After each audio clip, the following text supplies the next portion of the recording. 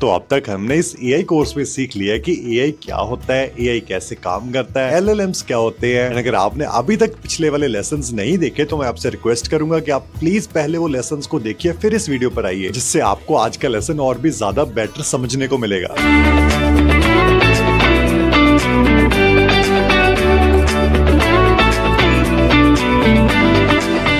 Welcome to day 3 of free AI course for beginners and आज हम सीखेंगे machine learning and algorithms के बारे में।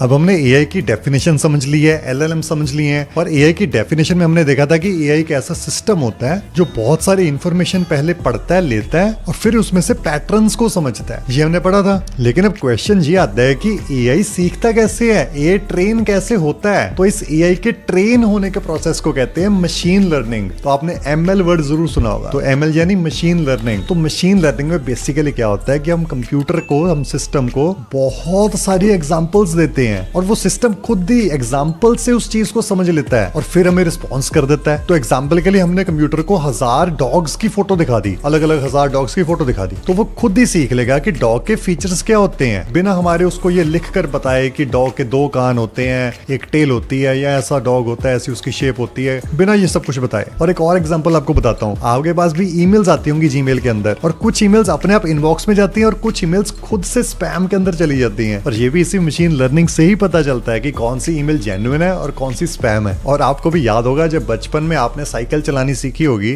तो साइकिल का मैनुअल पढ़कर तो आपने सीखी नहीं होगी, आपने ट्राई किया होगा साइकिल चलाना, फिर गिरे होगे, फिर से कोशिश करी होगी, फिर गिरे होगे, फिर कोशिश करी होगी। तो ये सब करने के बाद आपके दिमाग में एक पैटर्न बनेगा होगा, अभी साइकिल में बैलेंस कैसे करना है, साइकिल को कैसे चलाना है, और ऐसे आप साइकिल चलाना सीख गए। और ये मशीन लर्निंग भी इसी तरह काम करती है। कंप्यूटर को डेटा दो, उसको एग्जाम्पल्स दो, वो गलतियां करेगा, लेकिन फिर हम उसको थोड़ा थोड़ा इंप्रूव करते रहेंगे, उसको एडजस्ट करेंगे, एंड ये प्रोसेस तब तक बार बार रिपीट होता रहेगा जब तक कि वो परफेक्टली काम ना करना सीख जाए। और ये बिल्कुल ही एक्सपीरियंस से सीखने जैसा है कि आप उसको रूल्स डायरेक्टली लिख कर नहीं दे रहे, वो अपनी गलतियों से सीख रहे हैं और बेटर होता जा रहा है। एंड यही मशीन लर्निंग के कुछ एग्जांपल्स आपको देता हूं जो आप बहुत ज्यादा यूज करते ही होंगे। जैसे फोन्स के अंदर हम फेस अनलॉक करते हैं, यहाँ भी मशीन लर्निंग यूज हो रही है। एंड फोन में भी जब पोर्ट्रेट मोड का यूज करते हैं जिसमें बैकग्राउंड ब्लर वाली फोटोज होती है, तो उसके अंदर भी एमएल का यूज होता है, जो हमारी फोटो की बैकग्राउंड को अलग करता है, उसको ब्लर कर देता है, फिर ये ऐसा इफेक्ट आता है। तो बहुत जगह पे ये मशीन लर्निंग का यूज हो रहा है, इवन आपके नेटफ्लिक्स पे, यूट्यूब पे, इंस्टाग्राम पे। और आप जब अमेजोन पे शॉपिंग करते हो ना, वहां पर भी आपने देखा होगा लिखा होता है कस्टमर्स ऑल्सो बॉट दिस।